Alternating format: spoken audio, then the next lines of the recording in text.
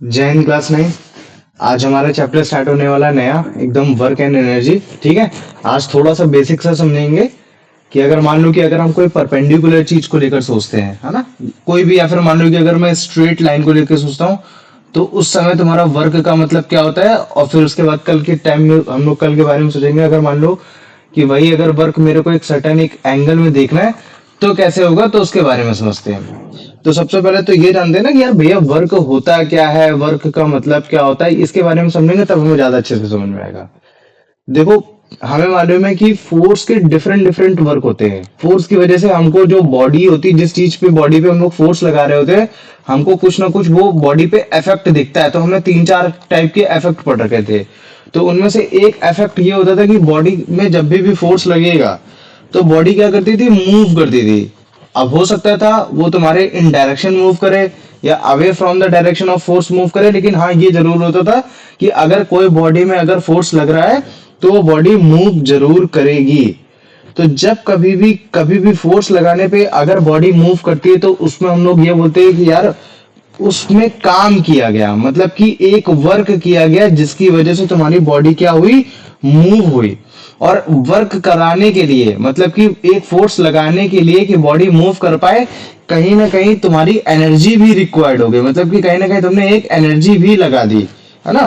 तो जब भी हम लोग बोलते हैं ना कि एक ह्यूमन बॉडी ने, या फिर जैसे मान लो कि मैं तुमसे बोलता हूँ अगर तुम इंसान हो या कोई जानवर हो और मैं बोलता हूँ कि तुमने काम किया, तो जब भी तुम काम करते हो तो हम लोग ये बोलते हैं कि तुमने जिस चीज पे भी काम किया तुमने उस चीज को हिलाया है ना, उस चीज को मतलब मूव कराया है। तो अगर तुमने उसको मूव कराया है तो वो तुमने ऐसे नहीं करा दिया, तुम्हारे पास वो इतनी ताकत थी कि तुमने वो करा ले गए, है ना।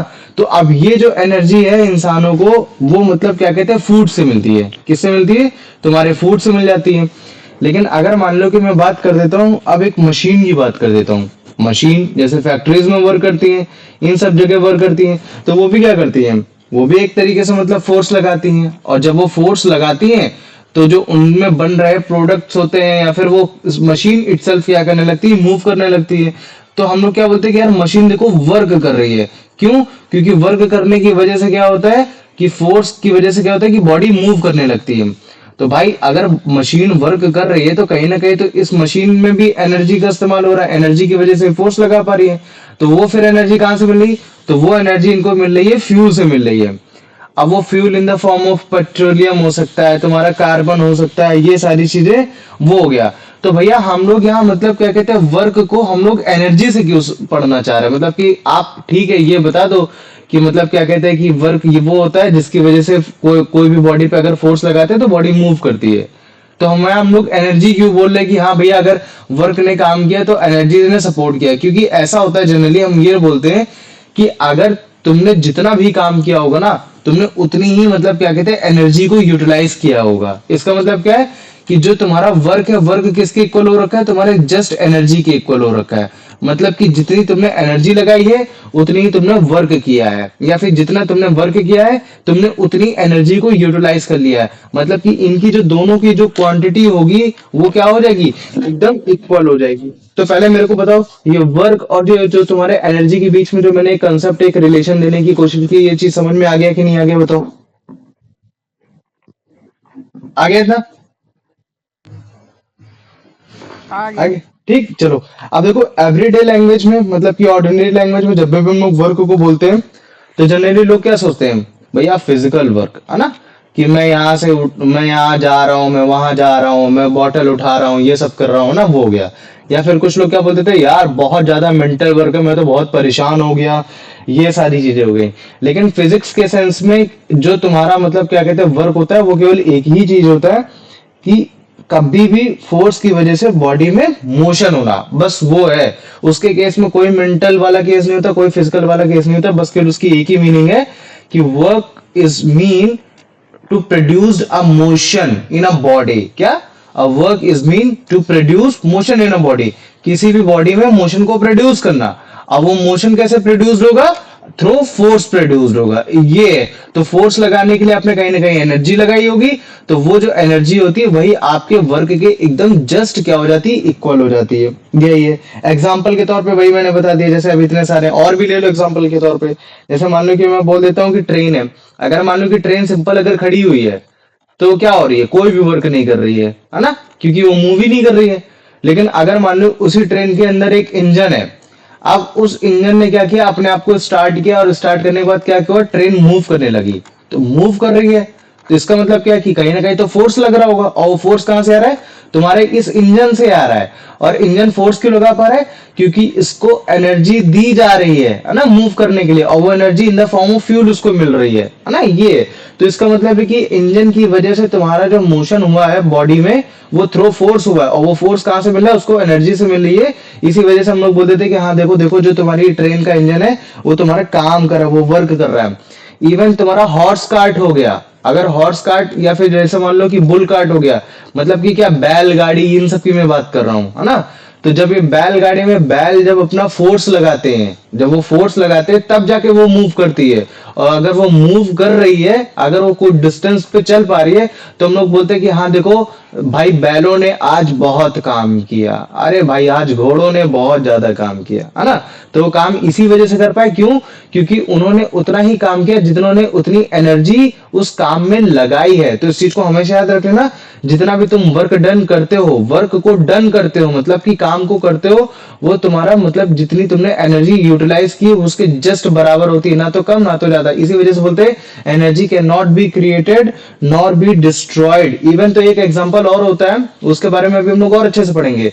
जैसे मान लो कि तुम्हारा जीना है ना, तुम अगर मान लो कि तुम जीने में भी चल रहे हो, तो वो भी तुम्हारा एक इटसेल्फ एक क्या हो जाएगा, तुम्हारा मतलब क्या कहते हैं, वर्क डन ही कहलाएगा। क्यों, क्योंकि तुमने अपनी बॉडी में फोर्स लगाया, पैरों में फोर्स लगाया, जिसकी वजह से तुम एक स्टेप इधर आए, फिर एक स्टेप इधर आए, फिर एक स्टेप इधर आए, फिर एक स्टेप इधर आए, है ना।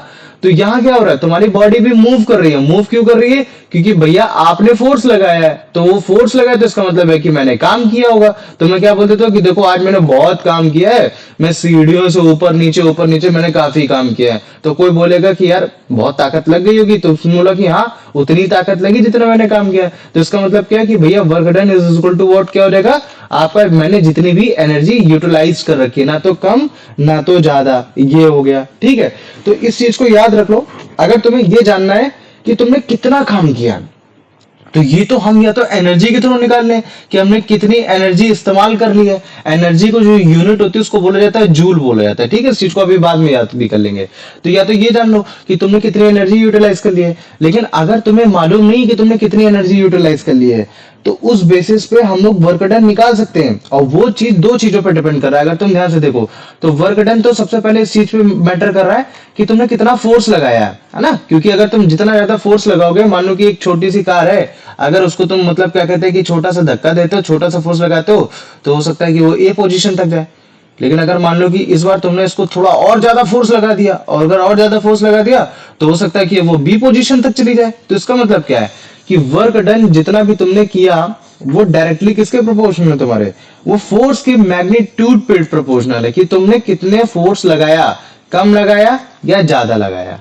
ठीक है, और फिर एक वर्क डन तुम्हारा इस चीज पे भी डायरेक्टली प्रोपोर्शनल होता है कि तुमने कितनी डिस्टेंस अचीव की, है ना। ये भी तो है कि हम ये भी देख सकते हैं कि तुमने डिस्टेंस कितनी अचीव की, कि कम डिस्टेंस अचीव की कि ज्यादा डिस्टेंस अचीव की। इस बेसिस पे भी पहचान सकते हैं कि अगर मान लो कि मैंने जितना भी वर्क काम किया था उस पर जो तुमने डिस्टेंस अचीव की थी वो कम की थी, तो हो सकता है मैं गेस कर सकता हूँ कि हाँ शायद तुमने कम एनर्जी लगाई हो। लेकिन अगर मान लो कि बहुत बड़ी भारी चीज थी, फिर भी तुमने कम डिस्टेंस तक मतलब कर लिया, तो उस केस में हम ये भी थोड़ी ना बोलेंगे कि तुमने मतलब वर्क डन कम किया होगा, तब तो डिस्टेंस कम होने की वजह से भी हो गया।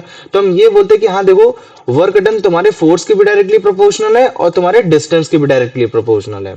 और अगर मैं मान लो कि इस प्रोपोर्शनल को एक साथ लाने की कोशिश करूं, तो मैं क्या बोल सकता हूँ कि हाँ देखो, जो तुम्हारा वर्क डन है वो डायरेक्टली प्रोपोर्शनल किसके हो गया, तुम्हारे फोर्स के भी हो गया और तुम्हारे डिस्टेंस के भी हो गया, जिसको मैं मल्टीप्लाइड में कर सकता हूँ, ये हो गया, है ना। तो अगर इस प्रोपोर्शनलिटी के साइन को हटाऊंगा तो कहीं ना कहीं तुम्हारा मतलब क्या कहते हैं, एक वो आ जाएगा, क्या आ जाएगा तुम्हारा, एक बोल सकते हो कि हाँ तुम्हारा एक क्या बोलते हैं उसको, जब हम लोग प्रोपोर्शनलिटी का साइन हटाते हैं, कि एक कांस्टेंट आ जाएगा। लेकिन जनरली हम लोग यहाँ करते हैं कांस्टेंट लगाते नहीं, बस क्या सिंपल क्या लिख देते हैं, फोर्स इनटू डिस्टेंस लिख देते हैं। मैं बताता हूँ क्यों। जैसे मान लो कि जनरली तुम एक साइकिल चला रहे हो, है ना, तुम्हारे पास क्या है, एक साइकिल हो रखी है, और तुम अगर तुम उसको चला रहे होगे, तो जब तुमने फोर्स लगाया तो वो चली, वो ए पोजीशन से तुम्हारे कहाँ चली, बी पोजीशन तक चली।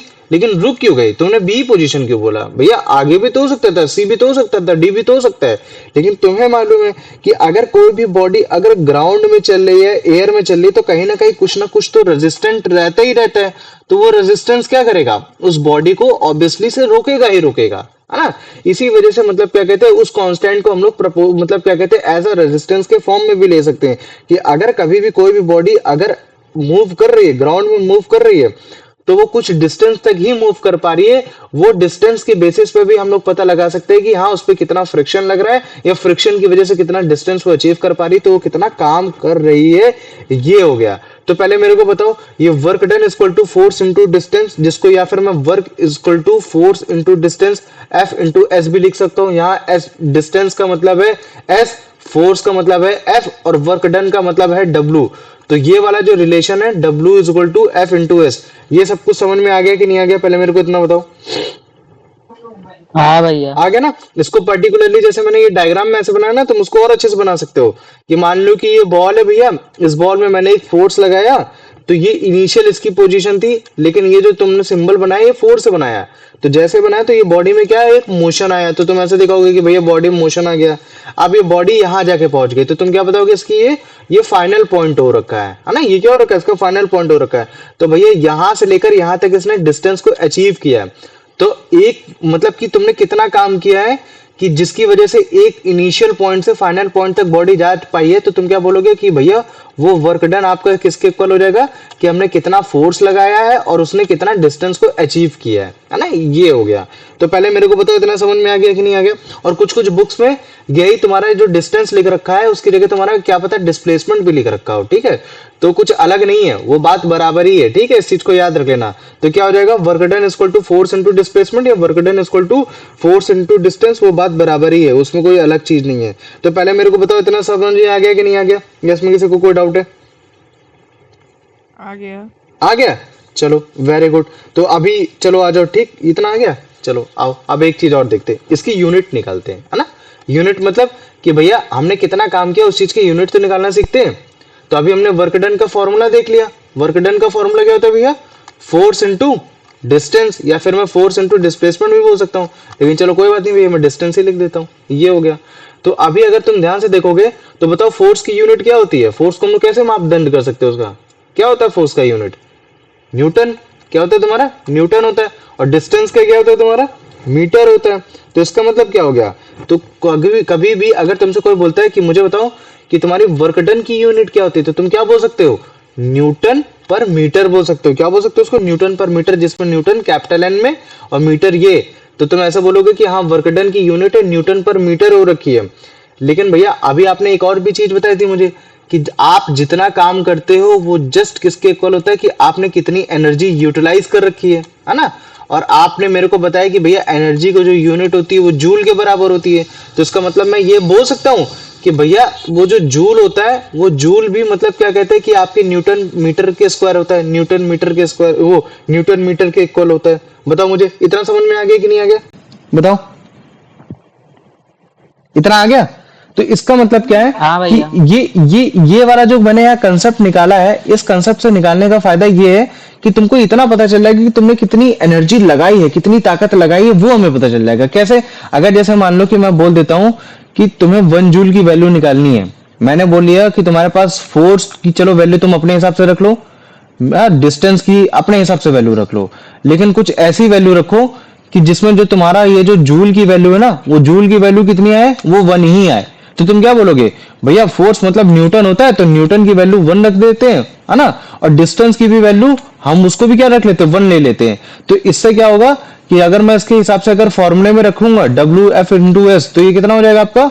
1 × 1। और भैया वर्क डन को हम लोग उसके जूल के इक्वल रख सकते हैं। तो मतलब इस केस में आपकी जो जूल की वैल्यू आ जाएगी कितनी आ जाएगी? 1 आ जाएगी। तो मैं ये बोल सकता हूं कि हाँ 1 जूल इतनी एनर्जी होती है जिसमें आप 1 न्यूटन फोर्स की मदद से किसी भी ऑब्जेक्ट को आप 1 मीटर डिस्टेंस तक घसीट सकते हो, मतलब कि धक्का दे सकते हो। ये हो गया। तो पहले मुझे बताओ इतना समझ में आ गया कि नहीं आ गया? इतना आ गया? आ गया। आ गया ना? तो अब अगर जैसे मान लो कि मैं इसकी वो बोल देता हूं, इसकी तुम्हारा मतलब क्या कहते हैं क्वांटिटी क्या होगी?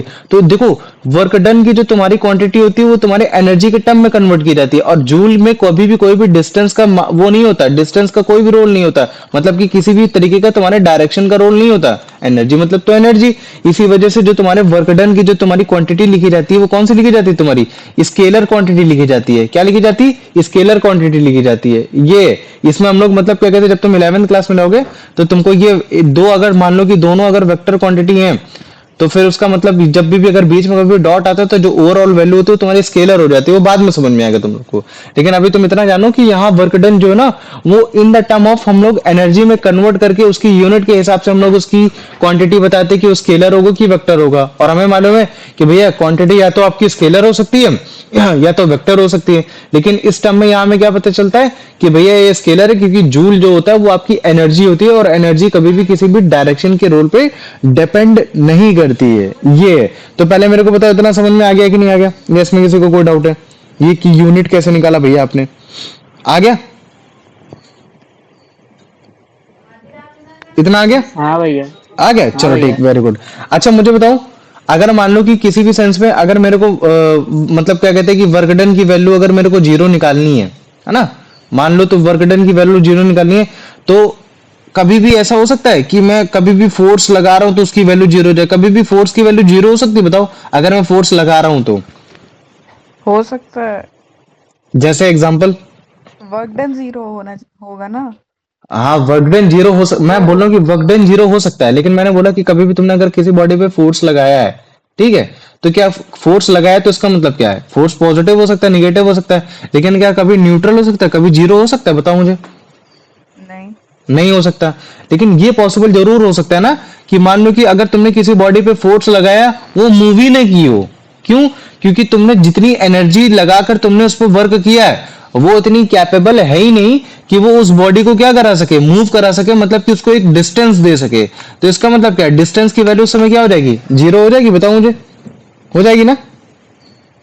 तो अगर इस बेसिस पे अगर मैं वर्क डन निकालता हूं तो F इंटू एस होता है। और फोर्स की वैल्यू तुमने कुछ भी निकाल दी कि भैया मैंने 4 न्यूटन का फोर्स लगाया था लेकिन ऑब्जेक्ट बड़ा भारी था, वो हिल ना पाया, तो वो जीरो हो गया। तो जैसे जीरो हो गया तो अगर मैं वर्क डन अगर इक्वल टू लिखूंगा तो कितना हो जाएगा, वो जीरो हो जाएगा। लेकिन तुम बोलोगे भैया ये कैसे हो सकता है, दीवार तो इतनी बड़ी होती है, मैं दीवार में धक्का लगा रहा हूं, धक्का लगा रहा हूं, धक्का लगा रहा हूं, दीवार नहीं हिल रही है, लेकिन फिर भी मैं थक गया, मेरी तो सांसें फूल गई भाई, मेरी सांसें फूल गई, मेरे को तो एनर्जी चाहिए, मेरे को पानी लेकर आओ, मेरे को ये चीजें लेकर आओ, तो भैया मेरे को तो यहाँ एनर्जी यूटिलाइज होते हुए दिख रही है। ये क्या है? तो देखो, ये देखा जाता है कि जहां तुम एनर्जी यूटिलाइज कर रहे हो वो एनर्जी कहाँ यूटिलाइज कर रहे हो, हम कहाँ वर्क डन करना चाह रहे हैं। वर्क डन हम ये करना चाह रहे हैं कि यार दीवार हिल जाए, लेकिन दीवार नहीं हिल रही, उसके बदले हम हमारा वर्क डन कहाँ हो रहा है, हमारे बॉडी के अंदर ही हो रहा है। हमारे अंदर बॉडी में जितनी मसल्स हैं, जितने भी तुम्हारे ब्लड है, उनका ब्लड प्रेशर बढ़ रहा है, मसल्स स्ट्रेच हो रही है, तो वर्क डन वहां हो जा रहा है। और जब वर्क डन वहां हो जा रहा है तो सारी की सारी एनर्जी यहाँ यूटिलाइज हो जा रही है, तो जिसकी वजह से क्या हो रहा है कि तुम्हारी वो जो दीवार है वो तुम्हारी हिल नहीं पा रही है, ये सारी चीजें हो नहीं पा रही है, वो उस चीज को ओवरकम कर ही नहीं पा रहा है। तो इस चीज को हमेशा याद रख लेना कि वर्क डन हो सकता है देखने में मतलब क्या कहते हैं कि लगे कि यार मतलब क्या कहते हैं कि हम इतनी ताकत लगा रहे हैं, इतनी एनर्जी लगा रहे हैं, इतना काम कर रहे हैं, लेकिन ऑब्जेक्ट तो मूव कर नहीं रहा है। तो अगर एनर्जी लगा रहे हैं तो भैया तो मैं वर्क डन की वैल्यू जीरो कैसे रखूं? क्योंकि आपने अभी बताया कि वर्क डन मतलब वही होता है कि जितनी आपने एनर्जी यूटिलाइज कर ली, तो मैं भी तो यहाँ एनर्जी यूटिलाइज करके थक गया। तो बस बात यही थी कि जहां तुमने एनर्जी यहाँ यूटिलाइज की थी वो एनर्जी तुमने वहां नहीं इस्तेमाल की थी, बल्कि कहां इस्तेमाल कर ली थी, तुमने अपने मसल्स, तुमने अपने बॉडी, इन सब चीजों से इस्तेमाल कर ली थी। ये है। तो पहले मेरे को बताओ, ये वाला एग्जांपल समझ में आ गया ना कि कैसे वर्क डन अगर मान लो कि ऑब्जेक्ट अगर मूव नहीं कर रहा है तो वो तुम्हारा मतलब क्या कहते हैं वर्क डन जीरो हो जाता है। ये बताओ मुझे, इतना आ गया समझ में? इतना आ गया? ठीक। हाँ भैया। ठीक ऐसा ही तुम्हारा एक दूसरा एग्जांपल और है। जैसे मान लो कि मैं तुमको बोल देता हूं कि एक तुम बड़ा सा भारी सा सूटकेस है ना, सूटकेस कैसा होता है जो स्टार्टिंग में ऐसे चला करते थे है ना, ये ऐसे करके ऐसे चलते थे, तुम इसको ऐसे पकड़ लो, ठीक है। अगर नॉर्मल तुम अपने ग्राउंड से ऐसे लेकर खड़े हुए हो तो खड़े खड़े खड़े खड़े क्या होगा, तुम्हारा हाथ दर्द करने लगेगा, जस्ट दूसरे वाले हाथ में पकड़ा लेते हो है ना। तो तुम तो क्या बोलते हो कि भैया मैं कैसे बोल दूं कि हाँ वर्क डन जीरो है, क्योंकि भैया मेरा तो एनर्जी यूटिलाइज हो गई, एनर्जी यूटिलाइज हो गई। तो मैंने बोला एनर्जी यूटिलाइज हो गई तो वो तुम्हारे हाथ की मसल्स ने, ब्लड प्रेशर्स ने, इन सब चीजों ने मतलब क्या कहते हैं उस चीज को कंज्यूम कर लिया। अदरवाइज अगर तुम वर्क डन अगर तुम उस ऑब्जेक्ट पे लगा रहे होते ना, तो कहीं ना कहीं वो ऑब्जेक्ट क्या होता है कि तुम्हारा मतलब क्या कहते हैं कि वो मूव कर रहा होता है। लेकिन अगर देखा जाए तो ये कहीं ना कहीं तुम्हारा एक गलत भी कंसेप्ट होता है। क्यों? क्योंकि कहीं ना कहीं तुम फोर्स ऑफ ग्रेविटी के अगेंस्ट तो तुम मोशन लगा ही रहे हो ना, क्योंकि ग्रेविटी उसको क्या करना चाह रही है, नीचे घसीटना चाह रही है। लेकिन तुम उसके बेसिस पे क्या कर रहे हो, ऊपर ले जाना चाह रहे हो। तो उसके वेट के जस्ट ऊपर लेके जा रहे हो, तो उसका मतलब क्या है कि तुम कहीं ना कहीं वर्क तो कर रहे हो, लेकिन वो वर्क हम लोग जीरो इस वजह से बोल देते हैं क्योंकि उस वर्क के बाद वो तुम्हारी जो बॉडी है केवल हम लोग ग्रेविटी के जस्ट इक्वल लेके जाना चाह रहे हैं, है ना। क्योंकि ग्रेविटी जो तुम्हारा है ना, जब ग्रेविटी से ओवरकम करना मतलब क्या होता है कि तुम अपने बॉडी के मास से जस्ट ओवरकम करना, ये होता है। तो अगर मान लो कि तुम बॉडी को ऊपर लेकर आ गए, ग्रेविटी के अगेंस्ट लेकर आ भी गए, तो भी तुम अपने बॉडी को मूव नहीं करा रहे हो, तो इसका मतलब हम लोग क्या बोलते थे कि यार हम उस पर काम नहीं कर रहे। लेकिन ऐसा तो है नहीं कि हमारी एनर्जी इस्तेमाल नहीं हो रही। तो वो जो एनर्जी इस्तेमाल होती है वो हमारी कहीं ना कहीं हमारे हाथों को मतलब क्या कहते हैं मसल्स में पावर देने के लिए, इन सब चीजों देने में तुम्हारे वो लगभग लगभग तुम्हारे खत्म हो जाती है। तो तुम इस चीज को हमेशा याद रख लेना। हो सकता है कि जब भी हम लोग किसी भी ऑब्जेक्ट पे फोर्स लगाएंगे तो वर्क डन हो भी सकता है, नहीं भी हो सकता है। तो वर्क डन होना नहीं होना वो इस चीज पे डिपेंड करता है कि बॉडी मूव की है कि नहीं की है। तो अगर बॉडी मूव की है तो ऑब्वियस सी बात है कि उसने कोई ना कोई डिस्टेंस अचीव की है, और अगर डिस्टेंस अचीव की है तो वर्क डन की कोई ना कोई तो वैल्यू आ ही जाएगी। वो 4 न्यूटन पर मीटर, 4 न्यूटन तुम्हारा मीटर आ जाए, है ना, ये 7 न्यूटन पर मीटर आ जाए, उसके हिसाब से तुम बोल दोगे कि हाँ भैया उसने 4 जूल की वैल्यू मतलब इस्तेमाल की है, 5 जूल की वैल्यू इस्तेमाल की है, ये सारी चीजें बता दोगे। लेकिन अगर बॉडी ने मूव ही नहीं की है तो तुम क्या बोलते हो कि हाँ यार उस पर हो सकता था फोर्स लगा हो, लेकिन वो फोर्स कहीं और ही जाके इस्तेमाल हो गया है, वो एनर्जी कहीं और ही इस्तेमाल हो गई, तो वो जो तुम्हारी वर्क डन की जो वैल्यू थी वो क्या हो गई, तुम्हारी जीरो हो गई। ये वाला जो कंसेप्ट है वो तुम्हें धीरे धीरे और आगे चल के तुम्हें पता चलेगा जब तुम्हारा चैप्टर कंप्लीट हो रहा होगा। लेकिन अगर अभी तुमने केवल वर्क डन और इन सब चीजों के बारे में अच्छे से समझ लिया तो भी तुम्हारा मतलब क्या कहते हैं लगभग लगभग तुमने 30% कल के बारे में भी समझ लिया और आज के बारे में भी समझ लिया क्या है क्या चीज नहीं है ना। तो इस चीज को याद रखे ना। तो जब भी हम किसी भी बॉडी में फोर्स लगाते हैं तो हम बोलते हैं कि उस पर हमने काम किया, है ना। क्यों? क्योंकि भैया उस फोर्स की वजह से वो ऑब्जेक्ट मूव किया। जैसे पैरों ने काम किया तब जाके तुम्हारी ये फोर्स, पैरों ने फोर्स लगाया तब जाके ये तुम्हारा रिक्शा पुलर आगे बढ़ा है ना। तो बॉडी मूव की है तो हम लोग बोलते हैं भैया हमने इस पे काम किया है ये, और हम उस पे उतनी देर तक ही रिक्शा को मूव कर सकते हैं, उतना ही कर सकते हैं जितने हमने इसको एनर्जी दे रखी होगी, है ना। तो जितना हम काम करते हैं हम उतनी एनर्जी देते हैं, या फिर हम क्या बोल देते हैं कि अगर आपको काम करना है तो आपकी एनर्जी की रिक्वायरमेंट होगी। तो जब भी इंसान काम करते हैं या फिर जानवर काम करते हैं तो ऑब्वियस सी बात है वो जो एनर्जी होती है वो उनको थ्रू फूड मिलती है जिसको वो खाते हैं। लेकिन अगर मान लो कि मैं बात कर देता हूं एक मतलब क्या कहते हैं कि मशीन की बात कर देता हूं, तो मशीन भी काम करती है, मशीन भी कहीं ना कहीं फोर्स लगा के ऑब्जेक्ट को मूव कराती है। तो उसको जो एनर्जी मिलती है वो फ्यूल से मिलती है, पेट्रोल, डीजल, कार्बन, इन सब चीजों से मिलती है, या फिर इलेक्ट्रिसिटी से मिल जाती है, तब जाके वो काम करती है। जैसे ये जेसीबी है, इसको खाना दोगे तो खाने से नहीं बनने वाला इसका काम, इसके लिए खाना क्या, वो फ्यूल है ना। तो ये चीज हो गया। ठीक ऐसे जैसे बगल वाला ऐड देखो, ठीक है, इसको तुम समझ जाओगे कि कभी भी जितनी भी तुमने काम किया है वो हमेशा उस चीज के इक्वल होगा कि तुमने कितनी एनर्जी का इस्तेमाल कर लिया है ना। इस चीज को हमेशा याद रख लेना। एक सेकंड को, ठीक है, जैसे इसको देखो, ठीक है, ये बगल वाला ग्लूकॉन डी वाला ऐड देखो, तो इसमें क्या देखो, है ना, कितना टायर्ड हो गई लेडी, टायर्ड हो गई क्यों, क्योंकि उसकी एनर्जी खत्म हो गई, है ना। ये तो उसने काम किया है। अब जैसे ये मतलब क्या कहते हैं फ्यूल को लेती है, अपने आप को रिचार्ज करती है, तो फिर से इसके पास एनर्जी आ गई, अब ये फिर से काम कर सकती है। अब इसके लिए काम क्या करना है कि अपने बेबी को घुमाना है या अपने बेबी को करके साथ अपने साथ भी मूव करना है। तो इसने काम किया, यह हमें कैसे पता चला, क्यों, क्योंकि इसको एक मूवमेंट दिखाई दी, एक इसने फोर्स लगाया जिसकी वजह से इसने मूव कर रखा है ये। तो यही पूरा तुम्हारा वर्क कहलाता है ना। तो ऑर्डिनरी लैंग्वेज में वर्क को हम लोग सिंपल क्या बोल देते हैं यार, फिजिकल वर्क, मेंटल वर्क। लेकिन तुम्हारे फिजिक्स के सेंस में केवल इसकी एक ही मीनिंग है, जो कि क्या है कि वर्क मतलब वो चीज जब कभी भी फोर्स की वजह से बॉडी पे तुम्हारा मोशन प्रोड्यूस्ड हो रहा हो। तभी देखो उसकी पूरी मीनिंग देखो, वर्क इज डन, काम तभी कहलाया जाएगा when a force produced a motion, जब तुम्हारे फोर्स की वजह से मोशन प्रोड्यूस्ड हो रहा हो। और मोशन किस चीज पे प्रोड्यूस हो रहा होगा, ऑब्वियस सी बात है किसी न किसी मतलब क्या कहते हैं बॉडी पे प्रोड्यूस हो रहा होगा ये। तो जैसे मान लो कि तुम्हारी इंजन है ना, जब भी ट्रेन को घसीटती है तो उसको हम बोलते हैं कि देखो ट्रेन, मतलब क्या कहते हैं, इंजन ने काम किया, ना कि ट्रेन ने काम किया। ठीक ऐसे जैसे मान लो कि ये हो गया है ना, ये तुम्हारा बुल कार्ट हो गया है ना, तो ये बैलगाड़ी हो गई, तो ये बैलगाड़ी में बैल काम कर रहे हैं, इस वजह से तुम्हारी खींच रही है, तुम्हारी जा रही है, तो बैलों ने काम किया तो तुम्हारे मूवमेंट हुआ है, उसने फोर्स लगाया है। और वो फोर्स कहां से लगा पाया, क्योंकि उसको एनर्जी मिली है, एनर्जी उसको चारे से मिल रखी है, ये चीज है। ठीक है, ऐसे ये देखो है ना, जब भी हम लोग स्टेयर्स में चढ़ते हैं, तो स्टेयर्स में जब भी हम लोग चढ़ते हैं तो हम लोग अगेंस्ट द ग्रेविटी फोर्स लगाते हैं, है ना, अगेंस्ट द ग्रेविटी फोर्स लगाते हैं, और उसके साथ साथ हमारी कहीं ना कहीं डिस्टेंस भी बढ़ रही होती है, आगे भी बढ़ रहे होते हैं, ये तो इस वजह से हम लोग बोल देते हैं कि हाँ देखो हमने काम किया, इस वजह से हम लोग मतलब क्या कहते हैं आगे बढ़ रहे हैं, है ना, ये आगे की ओर बढ़ रहे हैं, हमारा एक डिस्टेंस अचीव हो रहा है। लेकिन ऐसा जरूरी नहीं है कि तुम केवल इसी केस में ऐसा लोगे, जैसे ये वाला केस ले लो, क्या तुम यहाँ मतलब क्या कहते हैं वो नहीं कर रहे हो क्या, जैसे इसको देखो, इसको दिखाते हैं, ठीक है, इसको देखो, ये वाला केस ले लो, तो इस केस में भी तो ये वर्क डन हो रहा है, कैसे हो रहा है, ये अपनी बॉडी को उठा रहा है ना, रेदर देन ये आगे नहीं बढ़ रहा है, लेकिन अपने बॉडी को तो उठा रहा है, तो बॉडी तो मूव कर रही है ना, तो वो फोर्स लगा के अपनी बॉडी को उठा रहा है। तो अगर बॉडी को उठा रहे तो मतलब बॉडी का मूव होना, और किसके अगेंस्ट मूव करना, फोर्स ऑफ ग्रेविटी के अगेंस्ट मूव कराना। तो ये भी कहीं ना कहीं एक वर्क डन का ही एग्जांपल हो रखा है, बस ये चीज हो गया ना, इसमें कोई ज्यादा डिफरेंस नहीं था ये, लेकिन धीरे धीरे अभी तुम्हारा अगेंस्ट द ग्रेविटी वाला भी कंसेप्ट में समझा दूंगा।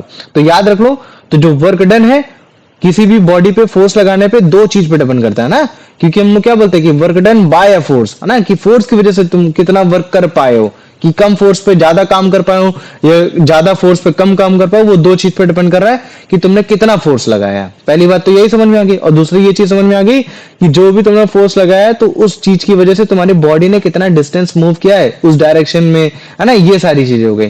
तो वर्क को कभी भी डिफाइन करना तो तुम क्या बोलोगे कि कोई भी मूविंग बॉडी में जितना भी वर्क डन हुआ है वो किस चीज के इक्वल है भैया, वो आपके प्रोडक्ट के इक्वल है, मतलब कि मल्टीप्लिकेशन के इक्वल है, किसके किसके, कि आपने उस बॉडी पे कितना फोर्स एग्जिस्ट किया, कितना धक्का लगाया, और उस धक्का लगाने की वजह से उस बॉडी ने कितना डायरेक्शन, कितने उस डायरेक्शन पे बॉडी ने मूव कर रखा है ये। तो इसको अगर सिंपल भाषा में लिखूंगा तो मैं क्या लिख दूंगा, work is equal to force, है ना, कि वर्क डन मैंने काम कितना किया है, कि मैंने कितना फोर्स लगाया है, और उस फोर्स की वजह से वो जो बॉडी है कितने डिस्टेंस तक तुम्हारे मूव कर रही है ये। तो इसको और अगर सिंपल लिखना है तो तुम उसको ऐसे डायग्राम के थ्रू बताओगे कि देखो इनिशियल पोजीशन में बॉडी यहां थी, लेकिन जब मैंने एक फोर्स लगाया तब जाके बॉडी में एक मोशन आया, और मोशन आया तब जाके बॉडी तुम्हारी एक फाइनल पोजीशन यहां पहुंची। तो इसका मतलब है कि उसने यहां से लेकर यहां तक की एक डिस्टेंस को अचीव कर लिया।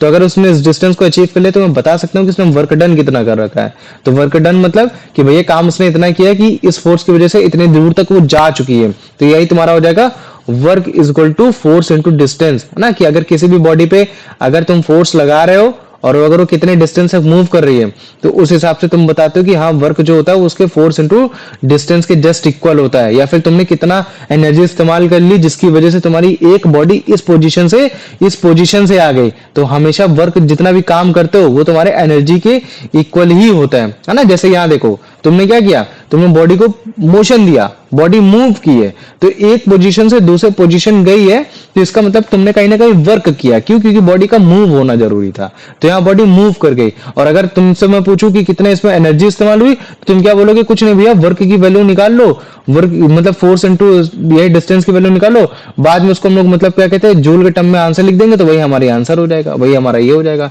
तो हम ये पता लगा लेंगे कि इस बच्चे ने कितनी एनर्जी लगा रखी है ना। तो इस बच्चे ने पहले फोर्स लगाया, फोर्स की वजह से बॉडी ए पोजीशन से तुम्हारे बी पोजीशन तक गई, और उसने बीच में डिस्टेंस तुम्हारा एस किया, ये था। तो यही तुम्हारा मतलब क्या हो गया, फोर्स मतलब कि work done is equal to force into distance हो गया, ये इसकी वैल्यू हो गई, है ना। तो ये हो गया। तो तुम देख रहे हो कि आगे जाके गाड़ी रुक भी रही है, ऐसा तो है नहीं कि तुमने धक्का मारा, जस्ट चलती चली जा रही, चलती चली जा रही, चलती चली जा रही, है ना।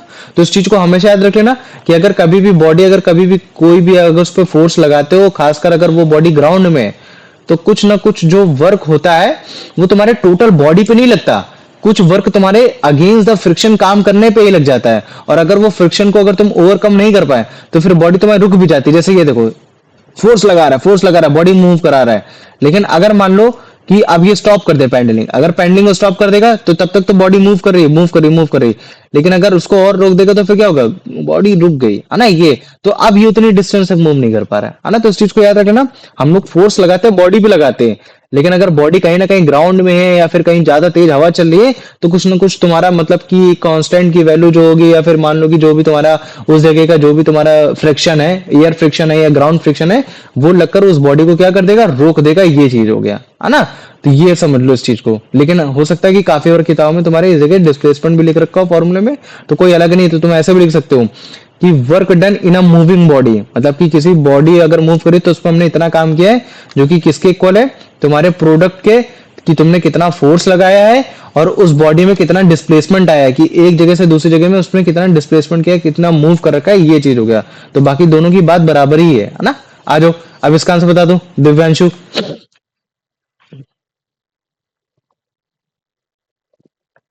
Divyanshu. when is the work set to be done? Hmm. Option भी बोल दे। When body is at rest, when a force makes a body move, when energy is stored, when no force is applied. हम्म। भैया option B. Very good, है ना, ये हो गया। आ जाओ अब इसका आंसर बता दो अभिषेक। What supplies energy when work is done by human being or animals? Hmm. Electricity, fuel like petrol and diesel, food, machine. Option C, food. Okay good, है ना, ये हो गया। आ जाओ अब इसका आंसर बता दो यश।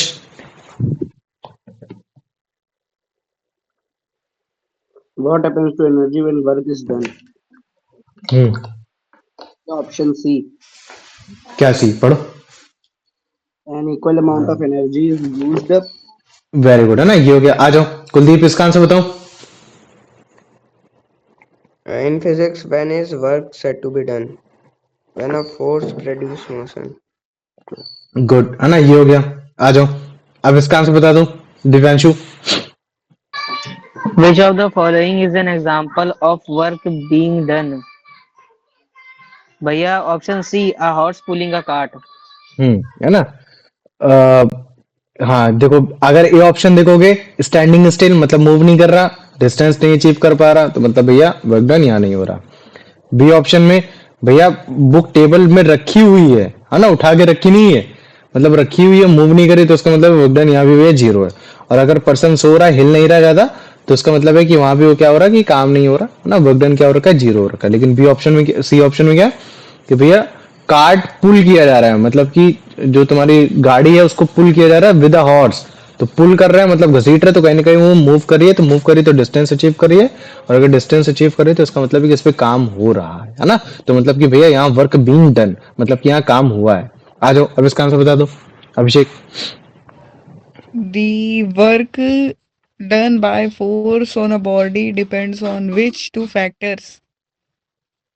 Option C, magnitude of force and distance moved. Magnitude मतलब होता है कम या ज्यादा, है ना, कि तुमने कितना फोर्स लगाया, कम लगाया या ज्यादा फोर्स लगाया, है ना, उसके हिसाब से तुम्हारा ये देखा जाता है कि डिस्टेंस कितनी अचीव है। तो हम लोग पता लगा लेते हैं कि हाँ रेजिस्टेंस कम था या ज्यादा था, है ना, ये सारी चीजें पता लगा लेते हैं। या फिर बॉडी तुम्हारी भारी थी या कम भारी थी, तो उसके हिसाब से तुम्हारा फ्रिक्शन कैसा रहा होगा। ये आ जाओ अब इसका आंसर बता दो बेटा यश।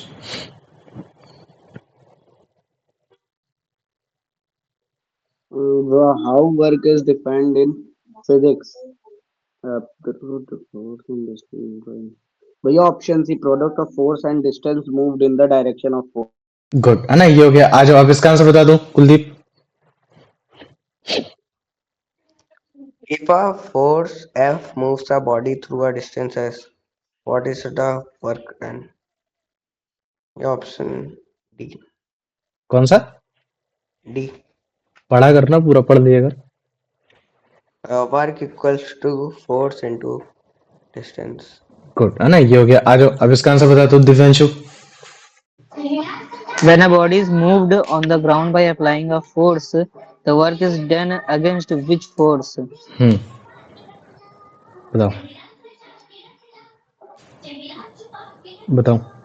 अगर मान लो कि किसी बॉडी पे हमने एक फोर्स लगाया है, जिसकी वजह से बॉडी तुम्हारे ग्राउंड से ऊपर उठी है, मूव की है, तो एक्चुअली में जो हमने काम किया है वो हमने किस फोर्स के अगेंस्ट पे काम किया है इस बार। क्योंकि लगा अभी तक अगर मान लो कि तुम ग्राउंड में अगर तुम गाड़ी चला रहे होते हो, तो हम रेजिस्टेंस मतलब क्या कहते हैं, सॉरी रेजिस्टेंस बोलो, मतलब कि वो तुम्हारा फ्रिक्शन के अगेंस्ट फोर्स काम कर रहा होता है। तो ठीक वैसे अगर मान लो कि मैं ग्राउंड से अगर कोई चीज ऊपर को उठाता हूँ, तो उस समय जो तुम फोर्स लगाते हो वो तुम किसके अगेंस्ट लगाते हो? भैया ऑप्शन है ग्रेविटेशनल फोर्स। गुड है ना, ये हो गया। आ जाओ अब इसका आंसर बता दो अभिषेक। Which expression correctly represents work done when force and displacement are in same direction? मान लो कि इस बार अगर मैंने Option C, W is equals to F into S. ये है ना, अगर मान लो कि मैंने बोल दिया कि चलो वर्क डन को इस बार तुम डिस्प्लेसमेंट के टर्म में बताओ, तो फॉर्मूला वही होने वाला, कोई अलग नहीं होने वाला, ठीक है। अब अगर यूनिट की बात की जाएगी तो हमें मालूम है कि भाई वर्क इक्वल टू क्या होता है, फोर्स इनटू डिस्टेंस होता है ना। और आपने बोला कि यूनिट नहीं करनी, तो कोई दिक्कत नहीं भैया, फोर्स की यूनिट कितनी होती है, न्यूटन होती है, और डिस्टेंस की यूनिट होती है, मीटर होती है। तो अगर मुझे वर्क की अगर यूनिट निकालनी तो कुछ नहीं, बस इसको रख दो। तो अगर मैं रख दूंगा तो मेरे को निकल करके आएगी भैया न्यूटन मीटर कर आ जाएगी, या फिर मैं सिंपल एनएम भी लिख सकता हूँ, जिसमें एन क्या होगा, तुम्हारा कैपिटल होगा ये। और हमें ये भी मालूम है कि भैया वर्क उतना ही कर पाते हैं जितनी हम एनर्जी लगा पाते हैं। तो इसका मतलब है कि वर्क की मैं यूनिट भैया जूल भी बोल सकता हूँ, ये भी हो गया। तो अगर उस केस में अगर भैया मेरे को 1 जूल की वैल्यू निकालनी है, तो 1 जूल भैया तभी निकल कर आएगा जब आपका न्यूटन मतलब फोर्स भी आप अगर आपने 1 न्यूटन का लगा रखा होगा और डिस्टेंस जितनी अचीव कर रखी होगी वो भी 1 कर रखी होगी। तो उस केस में अगर मैं अगर मान लो कि 1 जूल बोलता हूं तो मैं क्या बोलूंगा कि भैया जब कभी भी 1 न्यूटन का फोर्स लगा जिसकी वजह से जो बॉडी मूव की है वो 1 मीटर की है, तब जाके आपने वर्क डन कर रखा 1 न्यूटन का, मतलब कि 1 न्यूटन मीटर का। और अगर एनर्जी के टर्म में तो मैं क्या बोलूंगा कि भैया आपने 1 जूल की एनर्जी इस्तेमाल की जिसकी वजह से जो भी आपने फोर्स लगाया था वो 1 न्यूटन का लगाया था जिसकी वजह से आपका 1 मीटर जाके आपकी डिस्टेंस मूव की है। तो यही चीज हो गया है ना। तो काफी बार डिस्टेंस मतलब कि कभी भी डेफिनेशन देते तो 1 न्यूटन या 1 मीटर के हिसाब से देते, तो कुछ नहीं, तो बस तुम हर जगह 1 वैल्यू रख देना, तुम्हारा आंसर आ जाएगा, है ना। तो 1 joule of a work done, क्या बोलोगे इसको, 1 joule of a work done is equal to the product of a force of 1 Newton applied on a body due to which a body move only 1 meter। बस साम simple, बस काम खत्म, ये हो गया। हिंदी में अगर बोला जाए तो भैया तुमने 1 जूल की एनर्जी इतनी इस्तेमाल की जिसकी वजह से जो आपने फोर्स लगाया था वो 1 न्यूटन का था, और जो बॉडी आपकी मूव कर पाई है वो केवल 1 ही न्यूटन की मूव कर पाई है ये। तो यहाँ जो तुम्हारी जूल है, जूल को हम लोग स्मॉल जे से भी डोनेट कर देते हैं, तो ये तुम्हारी एनर्जी की यूनिट हो रखी है ना। तो हम लोग वर्क को जब हम लोग एनर्जी के टर्म में लिख सकते हैं, और एनर्जी तुम्हारी एक तरीके की स्केलर क्वांटिटी, तो मतलब कि वर्क भी कैसी हो जाएगी तुम्हारी, एक तरीके की स्केलर क्वांटिटी हो जाएगी, है ना। बस इस चीज को हमेशा याद रख लेना कि कभी भी अगर फोर्स हो रहा है किसी भी, है ना, कभी भी अगर मान लो कि फोर्स लगा रहे हो और मैं बोल रहा हूँ कि वर्क हो रहा है, तो वो तब तक नहीं माना जाएगा जब तक उस बॉडी में मोशन प्रोड्यूस नहीं हो रहा। क्योंकि जैसे ही मोशन अगर प्रोड्यूस्ड हो रहा है तो इसका मतलब है कि कहीं ना कहीं बॉडी मूव करी होगी, है ना। तो अगर ऑब्जेक्ट मूव किया किसी डिस्टेंस तक तो हम लोग बोलते हैं कि हाँ उसने कोई ना कोई काम किया है। लेकिन अगर मान लो कि तुमने काम किया और डिस्टेंस मूव ही नहीं किया, ऑब्जेक्ट मूव ही नहीं किया, तो हम लोग बोल देते हैं कि यार जो वर्क डन जो उस ऑब्जेक्ट पे था वो क्या हो जाएगा, वो जीरो हो जाएगा, वो हमेशा क्या बोला जाएगा, तुम्हारा जीरो हो जाएगा, है ना। जैसे इस केस में देखो, ये मैन है, जैसे कोई भी ये ठीक है, लगातार कंप्लीटली एग्जॉस्ट हो गया, क्यों, क्योंकि एक स्टेशनरी बॉल को धक्का लगा रहा था, है ना। इसके पास इतनी एनर्जी लगा ही नहीं पाया कि उस चीज को मतलब क्या कहते हैं कि इतना फोर्स लगा के तुम्हारा उस ऑब्जेक्ट को मूव करा सके। रैदर क्या हो गया कि इसकी जितनी भी फिर जो बाकी की जो एनर्जी बची थी वो क्या हो गई, इसके मसल्स ने, इसके ब्लड्स ने, इन सब चीजों को स्ट्रेच और स्ट्रेन करने की वजह से वहां तुम्हारा यूटिलाइज हो गया। लेकिन भाई फिजिक्स के हिसाब से तो ये फिर इसके जो वर्क डन हो गए वो क्या हो गए, जीरो, क्योंकि वर्क हम कहाँ कर रहे थे, दीवार में कर रहे थे। और अगर दीवार में कर रहे थे तो दीवार को हिलना चाहिए था, लेकिन दीवार तो हिली नहीं क्योंकि हम उतना फोर्स लगा ही नहीं पाए, क्योंकि हमारी बॉडी में इतनी कैपेबिलिटी है ही नहीं कि हम ज्यादा भारी चीजों को इतनी ताकत के साथ मूव करा सके, है ना। ये तो इसका मतलब है कि हम लोग उस केस के लिए हम लोग क्या हो गए, जीरो हो गए, है ना। उस केस के लिए हम लोग जीरो हो गए, लेकिन हम लोग अपनी बॉडी के लिए तुम्हारा मतलब जो वर्क डन था वो जरूर था। क्यों, क्योंकि कहीं ना कहीं हमारी मसल्स स्ट्रेच हुई थी, मसल्स मूव की थी, हमारा ब्लड मूव किया था, तो बॉडी के लिए तो तुम्हारा वो हो गया, लेकिन तुम्हारा उसके लिए मूव नहीं हो पाया। ये तो जहां तुम्हारी कंज्यूम होती है एनर्जी, वहां हम लोग बोलते हैं कि हाँ देखो वहां तुम्हारी एनर्जी यूटिलाइज हुई। जैसे ये भी देखो, बड़ी भारी गाड़ी, बड़ी भारी गाड़ी, ठीक है, इसको देखो, है ना। अगर मान लो कि ये तो फिर भी मूव करा पाया तो इसमें हम क्या बोले कि हाँ वर्क डन हो रहा है, लेकिन तो फ्रिक्शन के अगेंस्ट वर्क हो रहा है ये। लेकिन अगर मान लो कि और ज्यादा बड़ी गाड़ी होती, भारी गाड़ी होती, तो नहीं मूव करा पाता। तो है ना, क्यों? क्योंकि वो उसकी कैपेबिलिटी पे डिपेंड करता है कि ये तुम्हारी कितनी एनर्जी दे सकता है। अब जरूरी नहीं कि मैं उसको खूब सारा खाना खिलाऊं, उससे उसको एनर्जी दूं तो भी कर ले, है ना। वो तुम्हारा मतलब क्या कहते हैं, वो तुम पे डिपेंड होता है कि तुम कितना फोर्स लगा पा रहे हो, और तुम उतना ही फोर्स लगा पाओगे जितनी तुम्हारे अंदर एनर्जी होगी। ये है, तो उसके हिसाब से तुम कर पाते हो। तो अगर तुम्हारी एनर्जी की वजह से अगर बॉडी मूव कर गई जिस चीज के लिए तुम फोकस थे, तो वो तुमने हम वर्क डन कर लिया। अगर नहीं कर पाए तो कहीं ना कहीं तुम्हारी एनर्जी तो इस्तेमाल हुई है, तो वो किसी न किसी फॉर्म में निकलेगी, क्योंकि ना तो एनर्जी क्रिएट की जा सकती है, ना तो डिस्ट्रॉय की जा सकती है। वो एक फॉर्म से दूसरे फॉर्म में चेंज हो सकती है। तो वो फॉर्म हो सकता है कि तुम्हारे मसल्स स्ट्रेच होकर, तुम्हारे ब्लड तुम्हारे स्ट्रेच होकर उन्होंने अपने आप को एडजस्ट कर लिया। ये ठीक है। आ जाओ, अब देखो, ठीक ऐसे ही तुम्हारा ये है ना, जैसे तुम सिंपल से तुमने क्या किया, बस स्टॉप में कहीं भी तुमने एक हैवी सा सूटकेस ऐसे तुमने पकड़ रखा है, तो जब तक तुमने मतलब क्या कहते हैं ग्रेविटी के अगेंस्ट ऊपर लेकर आए, तब तक तो तुम काम कर रहे थे, फोर्स लगा रहे थे, क्योंकि तुम्हारी बॉडी मूव की, जमीन से ऊपर लेकर आया। अभी ये वाला और अच्छे से समझाऊंगा। लेकिन अगर मान लो कि अब तुम खड़े हो गए, अब तुम्हारा अगर ऑब्जेक्ट मूव ही नहीं करा, तब तुम्हारे उस केस में क्या हो जाएगा, तुम भाई नो वर्क डन, जैसे ये हो गया, है ना। तो जब तक तुम उसको उठा के, जब तक तुमने उसको पहना था, तब तक तो तुमने काम कर लिया। लेकिन अब तुमने उसको रख लिया है, तो अब इसका मतलब क्या है कि भैया अब इसमें कोई भी काम नहीं हो रहा, क्योंकि ऑब्जेक्ट मूव ही नहीं कर रहा, है ना। तो जब अगर सूटकेस, अगर बैग, इवन जैसे मान लो कि ये लेडी है, ठीक है, ये लेडी क्या कर रही है, अपने सर पे लेके जा रही है, तो ये बॉडी मूव कर रही है, ये अपनी बॉडी मूव कर रही है, ऑब्जेक्ट की बॉडी को मूव नहीं करा रही है, क्योंकि ऑब्जेक्ट की बॉडी एक ही जगह रखी हुई है ये। तो इस केस में भी क्या बोलते हैं कि हाँ देखो, जो तुम्हारा जो उसका वो हो रखा है, वर्क डन हो रखा है, वो जीरो हो रखा है। तुम सोच रहे होगे कि भैया ये भी तो मूव करी है, ए पोजीशन से बी पोजीशन में जा रही है, नहीं, ये तुम्हारा इस समय बॉडी का एक पार्ट नहीं है, ये एक अलग तरीके से पार्ट हो गया, जो कि मतलब क्या कहते हैं, बॉडी पे एकदम रेस्ट पोजीशन पे ही आ रखा है, ये हो गया, ठीक है। तो इस चीज को याद रख लेना। तो जब भी हम लोग फोर्स लगाते हैं किसी ऑब्जेक्ट पे, तो वर्क डन तभी होता है जब आपकी ऑब्जेक्ट मूव करती है ना। तो हर बार ऐसा जरूरी नहीं है कि आपने अगर फोर्स लगाया तो ऑब्जेक्ट मूव ही किया हो, है ना, उस पर काम ही हुआ हो। तो अगर वर्क डन तभी बोला जाएगा जब ऑब्जेक्ट मूव किया है, लेकिन अगर ऑब्जेक्ट मूव नहीं किया है, आप चाहे जितना फोर्स लगा लो, उसको हम लोग वर्क डन नहीं बोलेंगे कि हमने उस पर काम किया है। आ जाओ, अब इसका आंसर बता दो। अभी यश,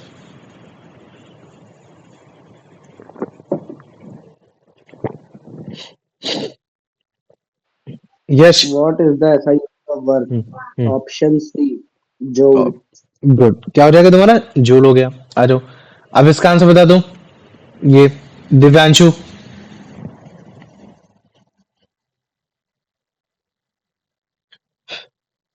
नहीं है भैया। चलो ठीक है, तुम बताओ मुझे Kuldeep. 1 joule of work is done when a force of 1 Newton moves a body through a distance of 1 meter. Good, है ना। आ जाओ, अब इसका आंसर बता दो। अभी वो अभिषेक। What is the work done if the distance moved by an object is zero? Zero. Zero, very good, है ना। ये है ना, ऐसा नहीं है कि तुम पॉजिटिव निगेटिव ये सब बोलोगे, है ना, जीरो। आ जाओ, इसका बताओ बेटा यश। What is the work done by a man on a stationary wall when he pushes it but it does not move? भैया ऑप्शन डी, जीरो। जीरो, है ना, ये अलग थोड़ी नहीं है। ठीक है, आ जाओ, क्योंकि तुमने जो स्टेशनरी वॉल है वो उसको तुम ओवरकम ही नहीं कर पाए ना, कि तुम मूव करा पाए, मूव नहीं करा पाए, तो इसका मतलब भैया आपने वहां वर्क डन जो दिया वो जीरो था, लेकिन आपने अपनी बॉडी में जरूर दिया। आ जाओ, अब इसका आंसर बता दो Kuldeep. Why does a man feel tired even though the wall does not move? दो। Because the energy consumed in his muscles. Good, है ना, ये हो गया। आ जाओ, अब इसका आंसर बता दो। Why does a man stand still when the heavy suitcase do no work in physics? Hmm, Option C, because the suitcase do not move. Very good, है ना, ये हो गया। आ जाओ, अब इसका आंसर बता दो यश। Which condition must be satisfied for work to be done by on an object?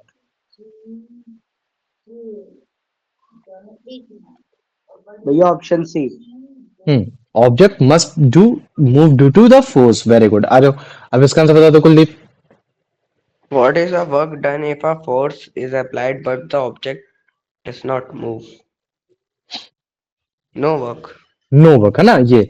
तो अभी देखो मैक्सिमम केस में हमने क्या लिया कि ऑब्जेक्ट मूव किया है, वो भी उसी की डायरेक्शन में मूव किया है ना, उसी डायरेक्शन में मूव किया है, और वो कहीं ना कहीं तुम्हारा फ्रिक्शन फोर्स लगाने की बात की गई, ये सारी चीजें फोर्स लगाने की बात की गई है, ठीक है। लेकिन अब हम काम करते हैं, अब हम वर्क करते हैं, मतलब वर्क को क्या करते हैं, डन करते हैं। लेकिन कौन से फोर्स के अगेंस्ट करते हैं, फ्रिक्शन फोर्स के अगेंस्ट हम नहीं करेंगे इस बार। हम लोग किसके करेंगे, तुम्हारा तुम्हारा कहीं ना कहीं ग्रेविटी के अगेंस्ट करेंगे। थोड़ा बहुत तो हम लोग पढ़ चुके हैं, लेकिन फिर भी हम लोग समझते हैं। ग्रेविटी भी क्या भैया, एक फोर्स ही है, और ये फोर्स क्या है, जो अपनी तरफ टुवर्ड हर एक चीज को पुल करती है, मतलब कि अपनी हर तरफ अपनी चीज को घसीटती है, अपने अर्थ के सरफेस पे क्या करेगी, उसको घसीटेगी। जैसे मान लो कि अगर मैं कोई बॉल को ऊपर से छोड़ दूं, तो वो भैया आपके जो ग्राउंड का जो सरफेस है वहां जाके वो आके नीचे गिरेगी। क्यों, क्योंकि ये जो ग्राउंड है, ग्राउंड में एक ग्रेविटी थी, ग्रेविटी के पास एक फोर्स था, उस फोर्स से इस ऑब्जेक्ट को उसने पुल किया, घसीटा। ठीक वैसे अगर जैसे मान लो कि तुम्हारी जमीन में एक किताब ऐसे रखी हुई थी, तो वो रखी हुई इसी वजह से क्योंकि जो ग्रेविटी है उसने उसको बोल रखा है कि भाई तुम मेरे साथ ही रहो, मैं तुमको पुल करके रखूंगी। लेकिन तुमने बोला कि नहीं यार, अब मेरे को उसको उठा के मतलब क्या कहते हैं, टेबल में रखना है। तो टेबल में रखना है तो तुमने एक फोर्स लगाया, है ना, तुमने क्या लगाया, फोर्स लगाया, और तुमने इसको उठा के तब जाके तुमने यहां इसको ऐसे लाके रखा।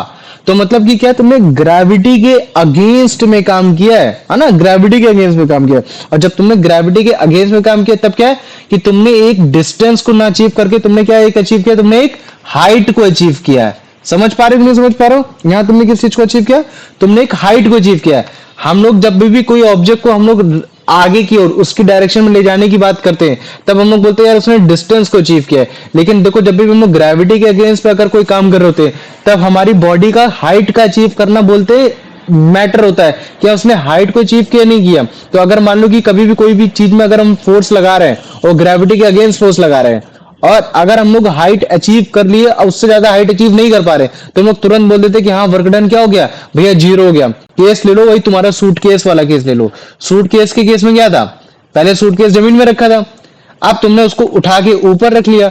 तो जब तुमने ऊपर अचीव किया, तो देखो तुमने यहाँ डिस्टेंस को किस टर्म में लिया, तुमने हाइट के टर्म में लिया। तो अगर तुमने हाइट को अचीव किया है, तो उसका मतलब तुमने वर्क डन किया है। लेकिन अगर तुम उस हाइट से ज्यादा ऊपर जा ही नहीं पा रहे हो, ये चीज कर ही नहीं पा रहे हो, तो तुम्हारी मतलब कि डिस्टेंस भी मूव नहीं कर रही, हाइट भी नहीं मूव बढ़ रही, ना घट रही है। तो अगर वो नहीं घट बढ़ रही है, तो इसका मतलब क्या है कि तुम्हारा वर्क डन भी क्या हो रखा है, तुम्हारा कुछ भी नहीं हो रहा है ये। तो जब भी हम लोग ग्रेविटी के अगेंस्ट पे काम करते हैं, तो जितना भी हम लोग काम करते हैं वो तुम्हारे किसके इक्वल होता है, तुम्हारे पहली बात तो इस चीज के इक्वल होगा कि तुमने कितना मतलब क्या कहते हैं कि वो फोर्स लगाया है। और फोर्स किस चीज के यहाँ इक्वल होता है, तुम्हारे वेट के इक्वल होता है, क्योंकि फोर्स के अगेंस्ट ही लगाओगे, तुम्हारा इसका जितना वेट होता, जैसे हम सिंपल लिखते हैं वर्क डन का फॉर्मूला लिखते हैं, तो क्या होता है, work done equal to force into distance होता है। फोर्स आप ऑब्जेक्ट पे लगाते हो, तो अगर मान लो कि ग्रेविटी के अगेंस्ट पे फोर्स लगा रहे हो, ग्रेविटी को ओवरकम करना चाह रहे हो, तो इसका मतलब क्या है कि आप वेट पे कितना, मतलब कि वेट के अगेंस्ट कितना आप वो लगा रहे हो, वर्क कर रहे हो, कितना वेट को उठा के कितने हाइट तक लेके जा सकते हो। तो इस केस में जो आपका वर्क डन का फॉर्मूला हो जाएगा, वो क्या हो जाएगा, आपका वेट इंटू आपका हो जाएगा हाइट हो जाएगा। अब मुझे बताओ, वेट को हम लोग mg के फॉर्म में लिख सकते हैं कि नहीं लिख सकते, m इंटू जी। इसी वजह से तुमने जहां भी तुमने अभी तक पढ़ा होगा, मतलब क्या कहते हैं, वर्क डन का फॉर्मूला अगेंस्ट द ग्रेविटी वो यही होता है, mgh। क्या होता है तुम्हारा, mgh होता है। तो जिसमें w होता है तुम्हारा वर्क डन होता है, m होता है तुम्हारा मास होता है, g तुम्हारा होता है एक्सेलरेशन ड्यू टू ग्रेविटी, है ना। ये तुम्हारा वो वाला ग्रेविटी नहीं है, जी कैपिटल जी नहीं है, तुम्हारा कौन सा स्मॉल जी है, एक्सेलरेशन ड्यू टू ग्रेविटी। कि अगर मान लो कि मैं छोड़ दूं तो ये फटाक से नीचे आ जाएगा, है ना। तो ये हो गया, ये उसका हो गया, और ये जो तुम्हारा h है ये तुम्हारी उसकी हाइट हो गई, है ना। तो ये तुम्हारा एक केस है कि कैसे अगर मान लो कि ग्रेविटी के टर्म में अगर मेरे को वर्क डन निकालना होगा, तो उस केस में क्या फॉर्मूला है। और अगर मान लो कि अगर वो हो रखा है, अगर कोई ऑब्जेक्ट अगर तुम्हारा मान लो कि अगर तुम्हारा ये ईस्ट और वेस्ट की डायरेक्शन में होगा, तो किस सेंस में अगर मेरे को निकालना है, तब वो कैसे होगा। ठीक है, तो पहले मेरे को बताओ इतना समझ में आ गया कि नहीं आ गया, आ गया। आ गया ना। तो जब भी तुम सीढ़ी को चढ़ते हो ना, सीढ़ी को चढ़ते हो, तो तुम मूव करते हो, कैसे मूव करते हो, तुम्हारा पैर ऊपर आता है। तो जब तुम्हारा पैर ऊपर आएगा, तो इसका मतलब कि तुम्हारा पैर मूव किया।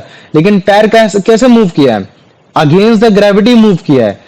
तो कैसे मूव किया, उसने अपनी एक को हाइट को अचीव किया, अपना पैर को उठा के यहां रखा है उसने, है ना, ये चीज है। तो जब उसने अगेंस्ट द ग्रेविटी मूव किया है, अगेंस्ट द ग्रेविटी फोर्स लगाया है, तो फोर्स किसके अगेंस्ट लगाया, अपने पैर के वेट के इक्वल लगाया है। और वेट उस जगह क्या था, कुछ नहीं था, वो आपको mass into acceleration due to gravity ही था। तो उसके साथ साथ अगर तुम हाइट लगा दोगे कि उसने डिस्टेंस अचीव कर लिया, तो उसका मतलब मैं तुरंत बोलूंगा क्या उसने मतलब क्या कहते हैं कि तुरंत उसने वर्क डन कर लिया।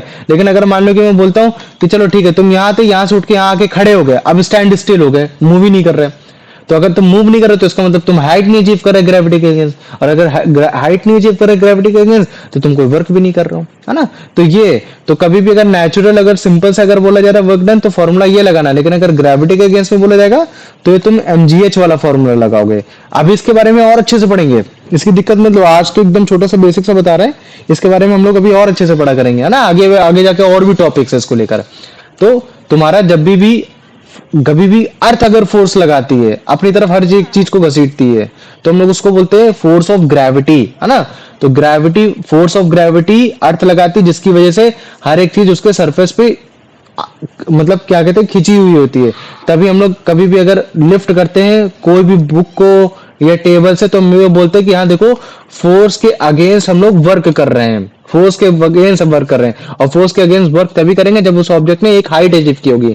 तो जैसे ये देखो रखा हुआ था, कोई दिक्कत नहीं, उठाया तो हमने ग्रेविटी के अगेंस्ट में वर्क किया है, तब जाके ये उठा है। तो हमें कैसे पता चला हाँ ग्रेविटी के अगेंस्ट में वर्क किया है, भैया इसने हाइट अचीव की है, इस वजह से किया है ना, तभी तभी हम लोग बोल रहे हैं कि हाँ देखो इसने वर्क डन कर रखा है। क्योंकि इसने हाइट नहीं अचीव की होती ना, तो हम ये नहीं बोलते, है ना, क्योंकि कहीं ना कहीं ये भी डिस्टेंस को अचीव नहीं कर रहा है, क्योंकि हाइट और डिस्टेंस भी है यहाँ एकदम बराबर ही हो रखा है ना ये।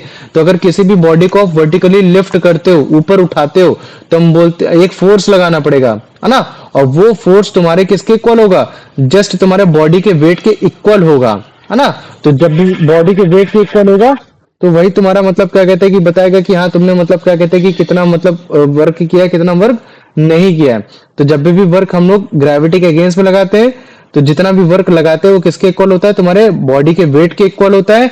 और उसके साथ साथ तुमने कितनी डिस्टेंस अचीव की या फिर तुमने कितनी वर्टिकली हाइट अचीव कर रखी है, वो उस चीज पे तुम्हारा डिपेंड करता है ना। तो कंसिडर करो जैसे ये बॉडी था, बॉडी का मास था, ठीक है, कितना था, m था, और फिर इसको तुमने उठाया, तो इसका मतलब क्या है कि इसके वेट के जस्ट अगेंस्ट उठाया, है ना। तो वेट इक्वल टू क्या होता है, मास इनटू ग्रेविटी होता है। लेकिन ये एक ए डिस्टेंस से बी डिस्टेंस तक गया, तो मतलब डिस्टेंस अचीव किया, तो इसका मतलब है कि भैया हमने इस पर वर्क किया है। लेकिन यहाँ डिस्टेंस को हम लोग हाइट से लिख देते हैं, ये सिंपल से किससे लिखते हैं, तुम्हारा हाइट से लिख देते हैं। तो यही चीज हम लोग इसको अगर लिखना होगा तो हम लिखेंगे क्या कि यहाँ देखो जो भी हमने फोर्स लगाया जिसकी वजह से ऑब्जेक्ट लिफ्ट हुआ है, मतलब कि हमने काम किया, तो किसके इक्वल होगा, भैया बॉडी के वेट के इक्वल होगा। और उसके साथ साथ मतलब क्या कहते हैं उसने जितनी हाइट अचीव की उसके इक्वल होगा। तो वेट को हम लोग किसको, मास इनटू ग्रेविटी के टर्म में, और हाइट को हम लोग किसको मतलब एच के टर्म में। तो अगर हम लोग उसको प्रॉपर लिखेंगे तो क्या लिखेंगे, W इक्वल टू mgh, जिसमें m तुम्हारा क्या है, वर्क डन है, g क्या है तुम्हारा एक्सेलरेशन ड्यू टू ग्रेविटी है, और m क्या है तुम्हारा मास हो रखा है ना। तो इस चीज को याद रख लेना, यहाँ h और कुछ नहीं, तुम्हारा बेसिकली एक हाइट ही हो रखा है, ठीक है। ऐसे जैसे ये है ना, तो ये जो तुम्हारी बॉडी का वेट है, तुम इस वेट के अगेंस्ट उठ के ऊपर आ रहे हो। तो पहले तुम यहां रहे होगे ए पोजीशन में, अब तुम बी पोजीशन में जा रहे हो, तो तुमने अपना मास को अगेंस्ट तुमने मतलब फोर्स लगाया, तब जाके तुम उठे हो। और किसके अगेंस्ट फोर्स लगाया, ग्रेविटी के अगेंस्ट फोर्स लगाया। तो ग्रेविटी के अगेंस्ट फोर्स लगाना है, बेसिकली एक बात क्या होती है कि तुमने अपने ऑब्जेक्ट के वेट के जस्ट अपोजिट फोर्स लगाया, वो उसके ये इक्वली होता है। तो ये है ना, तो उस केस में हम लोग बोलते हैं कि यहाँ देखो तुमने काम किया और लेकिन तुमने ग्रेविटी के अगेंस्ट में काम किया, मतलब कि तुमने यहाँ जितनी भी एनर्जी का इस्तेमाल किया वो तुम्हारे वेट, तुम्हारे और हाइट के इक्वल है, कि तुमने कितनी हाइट अचीव की और तुम्हारा कितना वेट था। तो जाके पता चलता है कि हाँ देखो तुमने मतलब क्या कहते हैं कितनी एनर्जी लगाई है, कितनी एनर्जी नहीं लगाई है ना। इस चीज को हमेशा याद रख लेना। जैसे ये है ना, इस केस में अगर तुम बोलोगे कि भैया इस केस में तुम्हारा वो कितना है, मतलब क्या कहते हैं कि वर्क डन कितना, तो मुझे बताओ इसमें वर्क डन कितना है, इस केस में बताओ, 0। क्यों, क्योंकि भैया इसने हाइट नहीं अचीव की, है ना। इसमें मतलब क्या कहता है कि ग्रेविटी के अगेंस्ट तुम फोर्स लगाने की कोशिश की, थक भी गई, है ना, लेकिन इसकी वर्क डन क्या है, 0 ही है। क्यों 0 है, क्योंकि भैया इसका जो वेट था वो उस वेट को ओवरकम कर ही नहीं पाई, mg के ओवर को कम कर ही नहीं पाई, जिसकी वजह से हाइट ही नहीं अचीव, हाइट नहीं अचीव हुई। तो भैया अगर हाइट की वैल्यू अगर 0 रखोगे, डिस्टेंस नहीं अचीव हुई, तो जो टोटल वर्क डन की वैल्यू होगी वो भी क्या हो जाएगी, 0 ही हो जाएगी। आ जाओ, ये बेटा इसका आंसर बताओ। ए यस नहीं है। चलो अभिषेक। When a body is lifted upward, work is said to be done against which force? Gravitational. Good, आ जाओ कुलदीप, इसका आंसर बताओ। When a body lifted vertically upward, the force required is equal to its weight. Weight, good, आ जाओ अब इसका answer बताओ। What is the formula for work done against gravity when a body of mass m is lifted through height h? D. M is equals to m into g into h. या MGH भी बोल दोगे तो भी चल जाएगा, आ जाओ अब इसका आंसर बता दो।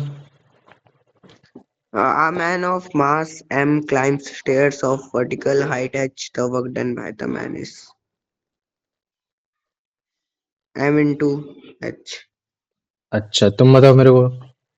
नहीं भैया जी भी है हाँ। हाँ ग्रेविटी है ना, वर्टिकल हाइट बोल दिया ना उसने ये।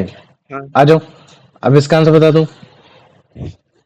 ठीक है, जैसे कि ये क्वेश्चन है, क्वेश्चन क्या लिखकर आ रहा है, बोला है कि मुझे बताओ कि तुमने कितना काम किया है अगर तुमने किसी भी ऑब्जेक्ट में फोर्स 10 न्यूटन का लगाया है और उसने जो डिस्टेंस अचीव की वो 1 मीटर की अचीव की है, तो मुझे बताओ। और वो बोला इन the direction of force. In the direction of force मतलब क्या, कि कहीं ना कहीं तुमने ईस्ट वेस्ट है ना ये सारी चीजों में मतलब कि काम करने की कोशिश की है, तो बताओ मुझे क्या हो जाएगा फिर इसका आंसर।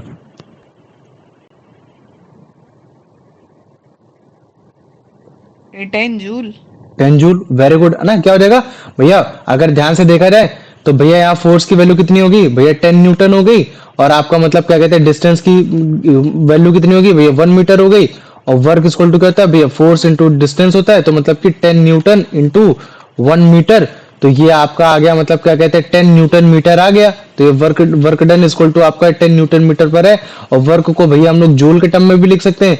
तो इसका मतलब है कि वर्क इक्वल टू यहाँ कितना हो रखा है भैया आपका 10 जूल हो रखा है। तो ये हो गया, क्योंकि एक जूल की वैल्यू कितनी होती है 1 न्यूटन मीटर के।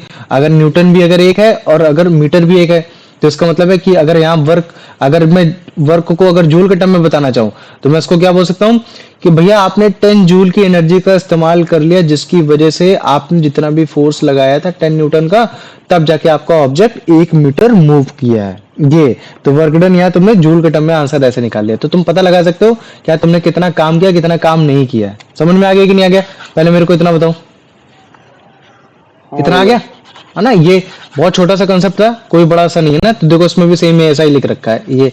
आ जाओ अब जैसे दूसरा क्वेश्चन लिखो, जैसे ये बोल रहा है कि वर्क डन मुझे बताओ, अगर तुमने किसी भी ऑब्जेक्ट को लिफ्ट किया और वो उसका जो वेट दे रखा है वो 200 केजी दे रखा है, और उसको उठा के एक हाइट तक लेकर गए 6 मीटर तक, जिसमें हमने ये एज्यूम किया कि जो एक्सेलरेशन ड्यू टू ग्रेविटी की जो वैल्यू है वो तुम्हारी 10 मीटर पर सेकंड स्क्वायर है।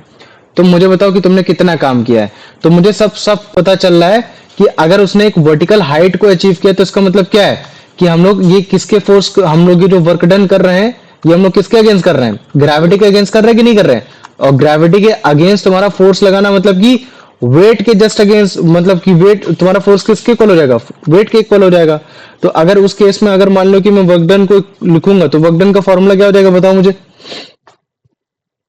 वर्क डन का फॉर्मूला क्या हो जाएगा, mgh. एमजीएच हो जाएगा। गुड, तो मुझे बताओ यहाँ तो तुम्हारा मतलब क्या कहते हैं कि जो तुम्हारा यहाँ है, जो अगर वैल्यू देखा जाए तो ये जो तुम्हारा वेट है तो ये हमारा एक तरीके से मास है कि नहीं, बताओ ये, हाँ क्योंकि भैया। मास है ना। तो ये कितना हो जाएगा तुम्हारा 200 हो जाएगा। और उसके साथ साथ तुम्हारा जी कितना है 10. 10 हो रखा है। और तुम्हारी हाइट कितनी अचीव हुई 6. 6. 6 हुई। तो अगर तुम टोटल वैल्यू निकालोगे वर्क डन की तो कितनी आ जाएगी 12,000 joule. 12,000 जूल है ना। तो या तो तुम 12,000 न्यूटन पर मीटर लिखो, या तो तुम क्या लिखोगे जूल लिखोगे। अगर तुम जूल लिखोगे तो मैं तुरंत समझ जाऊंगा कि हाँ तुमने इतनी एनर्जी का इस्तेमाल किया है, तब जाके तुमने 200 किलो का कोई भी वाटर बॉटल या कुछ भी जो तुमने है तुमने उठा के उसको 6 मीटर तक उठा के रखा है, तब तब रखा है जब तुम्हारी जो ग्रेविटी थी वो तुम्हारी 10 मीटर पर सेकंड स्क्वायर थी। ये है। तो पहले मेरे को बताओ इतना कंसेप्ट समझ में आ गया कि नहीं आ गया, जो आज मैंने बताया जितना भी पढ़ाया आ गया. आ गया। चलो ठीक है, अब कुछ क्वेश्चन लिखने दो मेरे को, ठीक है। What is mean by work And how do we say work is just nothing?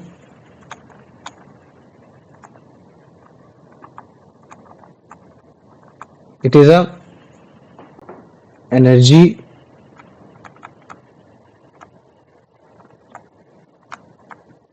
utilized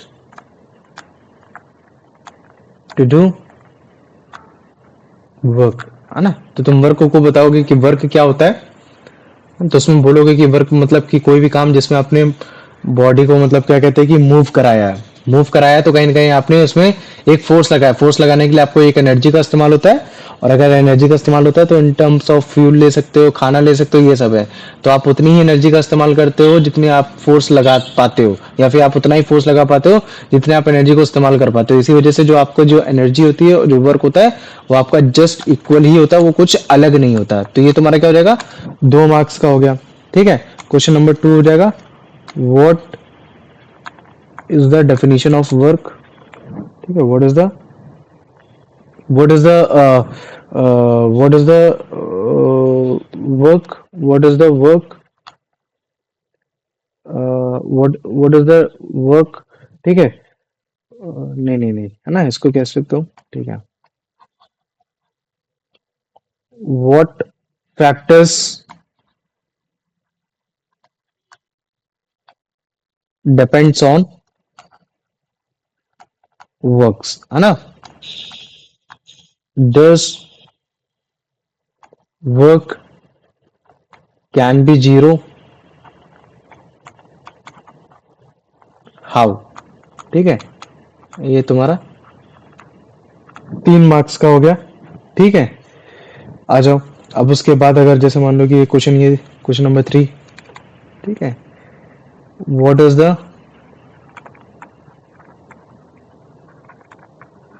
unit of work. ठीक है, also illustrate with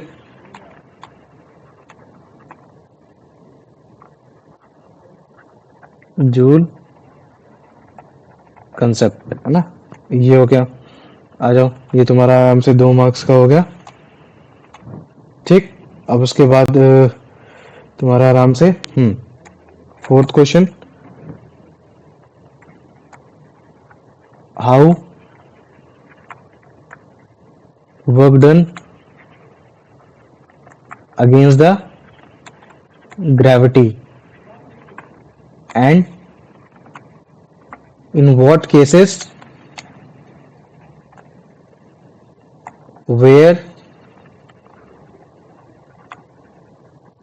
work done is zero in against gravity।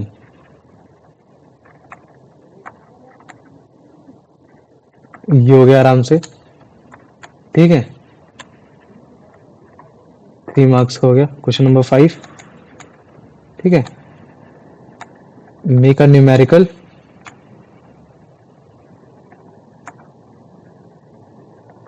based on work done, make a numerical based on work done when object move in his direction and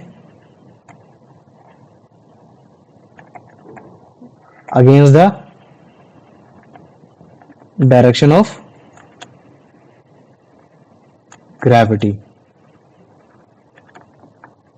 and solve it। ये हो गया। अब मुझे बताओ, इन 5 question में किसी को कोई दिक्कत है? No. नहीं, पक्का है ना। आज कुछ नया जाने थे ये। अच्छा, ये वाला कंसेप्ट मुझे लग रहा है जाने होगे कि आप जितना काम करते हो उतनी ही आप एनर्जी का इस्तेमाल करते हो, बस बाकी सारी चीजें मालूम होंगी। जहां तक ये भी मालूम था। भैया मैंने तो यार मतलब चैप्टर पढ़ा रखा था। अरे कोई दिक्कत नहीं, रिवाइज हो जाएगा तब तो। तुम्हें और नई चीजें ही पता चलेंगी एग्जाम्पल के थ्रू। जब तुम्हारा मतलब काइनेटिक एनर्जी, और तुम्हारा पोटेंशियल एनर्जी बताऊंगा ना, तब तुम्हें और अच्छे से समझ में आएंगी चीजें, है ना। लेकिन अभी क्या है कि ये हो गया, चलो ठीक।